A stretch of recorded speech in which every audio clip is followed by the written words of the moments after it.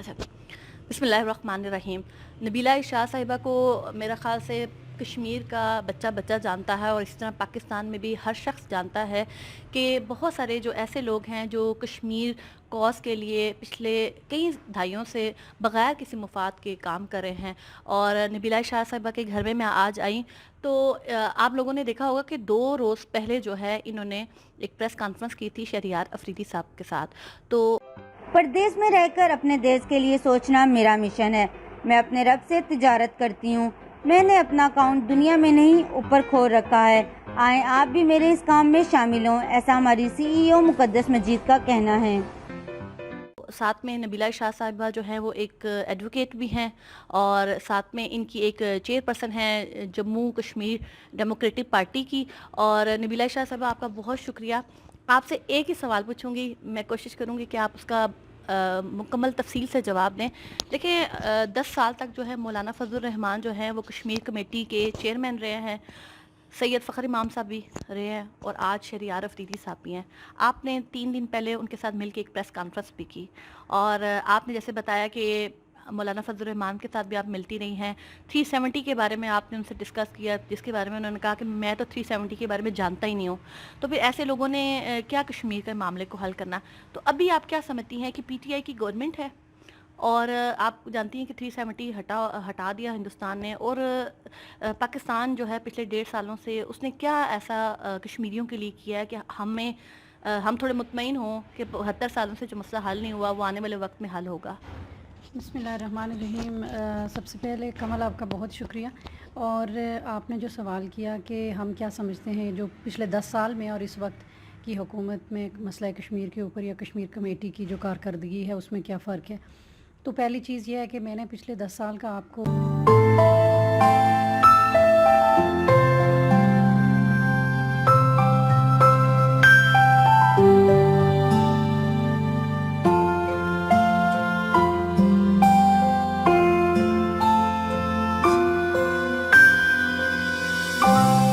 जहाँ दर्द वहाँ GS हमदर्द, आपका दर्द GS हमदर्द का दर्द। मुख्तलिफ़ जगहों के ऊपर इसका ज़िक्र कर चुकी हूँ कि हम उस वक्त के मौलाना साहब जो चेयरमैन थे हमारे लिए काबिल एहतराम, लेकिन कश्मीर के हवाले से जो उनकी कारकर्दगी रही वो बड़ी मायूस कुन रही।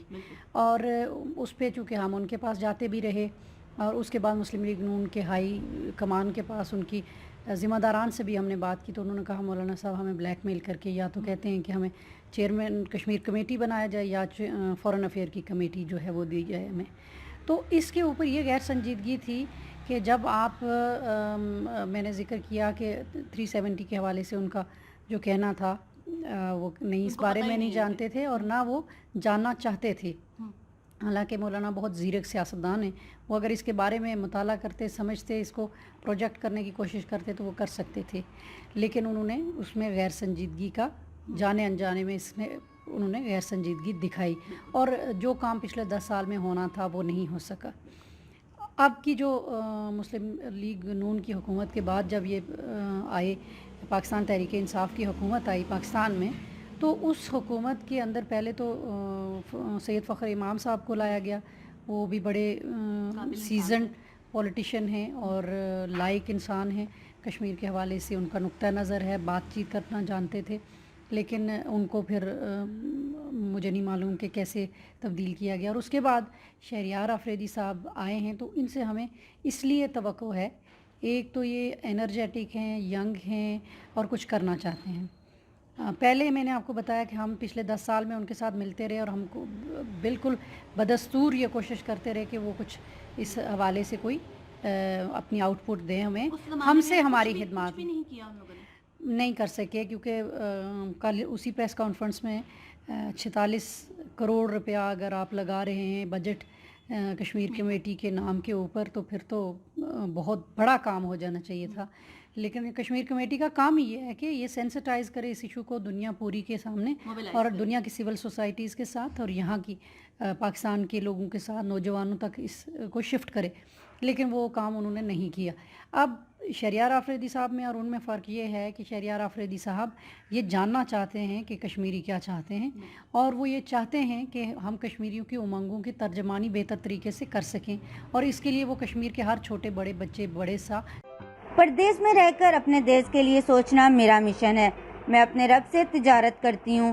میں نے اپنا اکاؤنٹ دنیا میں نہیں اوپر کھول رکھا ہے. آئیں آپ بھی میرے اس کام میں شامل ہوں، ایسا ہماری CEO مقدس مجید کا کہنا ہے.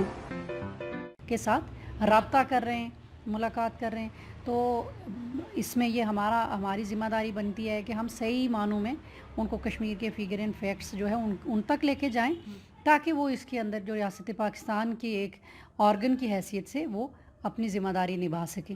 اور میں سمجھتی ہوں کہ اگر اسی رویے کے ساتھ کسی بھی تحریک کی کامیابی کی دلیل یہ ہے کہ لوگ مایوس ہوتے ہیں، وہ کہتے ہیں 73 ایئرز گزر کے تو یہ مسئلہ ابھی تک حل نہیں ہوا. تو ہمارے لیے یہ بہت بڑی حوصلہ افزا بات ہے کہ یہ 73 ایئرز تک یہ تحریک آج بھی اپنی آب و تاب کے ساتھ زندہ ہے اور مسلسل آگے بڑھ رہی ہے.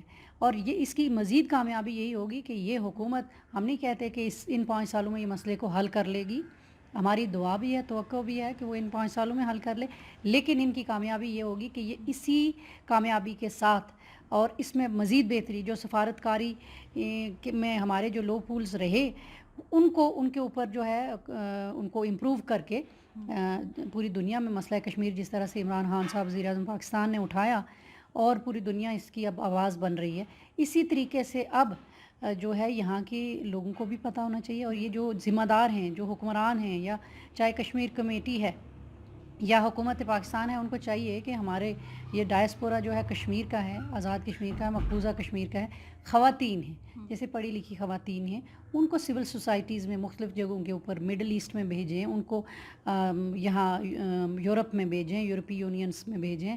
بہت پڑھی لکھی اور بہت ہی نالج والی خواتین اور کشمیر کی ہیں اور جن کا کشمیر کے بارے میں ایکسپرٹیز ہے، ان کو جانا چاہیے تاکہ وہ لوگوں کو اعتماد میں لیں، وہاں اپنی بات کر سکیں اور پھر دیکھیں کہ اگلے 2 سال کے بعد اس کا نتیجہ کیا نکلتا ہے. میں چیلنج کرتی ہوں سب. یہ سمجھتی ہیں کہ جیسے پہلے کی حکومتیں آتی رہی ہیں تو لوگوں کو موبلائز نہیں کر سکی، نہیں وہ بالکل انٹرنیشنل لیول پہ، تو کیا آپ کو لگتا ہے کہ جو اس وقت کی جو کشمیر کمیٹی ہے وہ انٹرنیشنل لیول پہ لوگوں کو موبلائز کر سکے گی؟ یہ تو بہت دیکھیں نا، یہ میں نہیں کہہ رہی، یہ پوری دنیا کا میڈیا ہمیں بتا رہا ہے. آج آپ بھی سوشل میڈیا استعمال کرتی ہیں، میں بھی، الیکٹرانک میڈیا، پرنٹ میڈیا، پوری دنیا نے آپ کی حمایت کی ہے. آپ کے دنیا کے پاورفل میڈیا ٹولز جو ہیں انہوں نے آپ کی بات کی ہے اور سب نے کنڈم کیا. ہندوستان نے جو 370 کا جو آرٹیکل جو ہے ایبروگیٹ کیا ہے، جو اسپیشل سٹیٹس ختم کیا ہے، اور جو وہاں کے اوپر غیر انسانی سلوک لوگوں کے ساتھ روا رکھا ہوا ہے اور جو کرفیو لگایا ہوا ہے، اس کے اوپر انہوں نے کہا کہ ہندوستان جو ہے ایک فاشسٹ کنٹری ہے. دنیا کو پتہ چلا کہ مودی ایک فاشسٹ ہے اور مودی نازیزم کے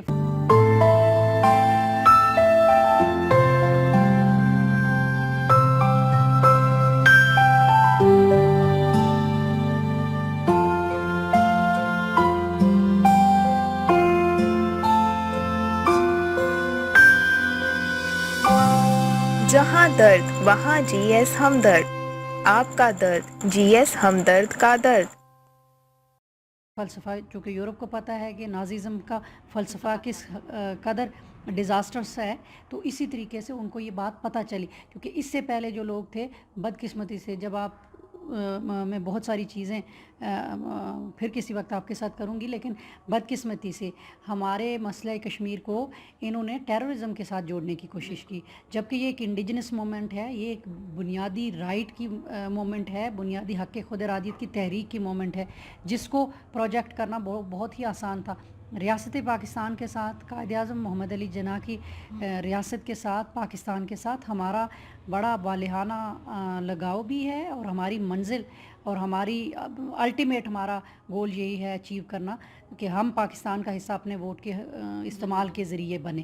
اور ہم یہ سمجھتے ہیں کہ یہ وہ مسئلہ ہے جس کو لوگوں کو صحیح طریقے سے سمجھانے میں پچھلی حکومتیں ناکام رہی ہیں. جبکہ حالانکہ پاکستان جو ہے انٹرنیشنل فورم کے اوپر بہت ہائی مورل گراؤنڈ کے اوپر ہے، اور وہ ہمیشہ کشمیریوں کے حق خود ارادیت کے بارے میں بات کرتا ہے، اور اس کا سٹانس یہی ہے، اس کا موقف یہی ہے کہ کشمیریوں کی مرضی کے مطابق ہم کشمیریوں کے مسئلے کا حل چاہتے ہیں. جبکہ ہندوستان انٹرنیشنل فورم کے اوپر بیٹھ کے کہتا ہے کہ یہ انٹیگرل پارٹ ہے जो कि कभी रहा ही नहीं, ना तो कॉन्स्टिट्यूशनली, ना लीगली, ना जियोग्राफिकली और ना ही हिस्टोरिकली ये किसी तरीके से भी इंटीग्रल पार्ट इंडिया का नहीं है। इंडिया का स्टेटस 73 इयर्स पहले भी एक अप्रेसर का था और आज भी अप्रेसर का है, और अगर मज़ीद एक सदी भी लग जाए तो भी एक अप्रेसर का रहेगा, और कश्मीरी नहीं मानते। जैसे मैं आज आखिरी सवाल मैं आपसे पूछती हूँ, आप ये जितने भी कश्मीरी हैं आप देखें जैसे दो धड़ों में बट के हैं, कोई खुद मुख्तारी की बात करता है, कोई लहा की बात करता है, आप उनको क्या पैगाम देना चाहते हैं? अच्छा, इसमें हमें बिल्कुल परेशान होने की बात नहीं है, क्योंकि ये एक डेमोक्रेटिक मूवमेंट है। जो कश्मीर का मसला है वो एक इख्तलाफ की तहरीक है, और ये एक सियासी इख्तलाफ की तहरीक है, और इसका अल्टीमेट फार्मूला यही है कि मेजॉरिटी ने फ़ैसला करना है। तो हमें मेजॉरिटी की ओपिनियन को सुनना है। कश्मीर के अंदर हिंदू, सिख, ईसाई, बौद्ध सब मौजूद हैं, लेकिन मेजॉरिटी मुसलमानों की है। तो हमें ये उम्मीद है कि जो जब भी मौका मिलता है तो ये चाहे जितनी भी ओपिनियन लोग कहें, लोग अपनी राय का, हम हिंदू की राय का भी एहतराम करते हैं, हम सिख का, ईसाई की राय का भी एहतराम करते हैं, लेकिन अल्टीमेटली चूँकि जो मेजॉरिटी की जो फ़ैसला होगा वही फ़ैसला सबके लिए इंटरनेशनल चूँकि फार्मूला बन चुका है और इसके ऊपर एग्री कर चुके हैं कि जो मेजॉरिटी फ़ैसला करेगी वही प्रिवेल करेगा। तो मैं इसलिए ये समझती हूँ कि ये जो लोग इस नज़रिए को समझते हैं, कश्मीर के मसले को समझते हैं, वो अपनी जो तवानाइयाँ हैं वो मनफी सरगर्मियों के अंदर ज़ाया करने के बजाय उनको चाहिए कि मसला कश्मीर की सही मानों में तर्जमानी करें, और इसी से मसला कश्मीर का हल मुमकिन हो सके। Thank you so much. आखिर में मैं सिर्फ इतना कहूँगी कि मेरे ख़्याल से कि जितने भी हमारे यहाँ पे 40 लाख कश्मीरी आज़ाद कश्मीर में रहते हैं, ओवरसीज़ में रहते हैं, हम सब लोगों को जो मकबूजा कश्मीर में लोग रहते हैं उनकी तर्जुमानी करने की ज़रूरत है। शुक्रिया।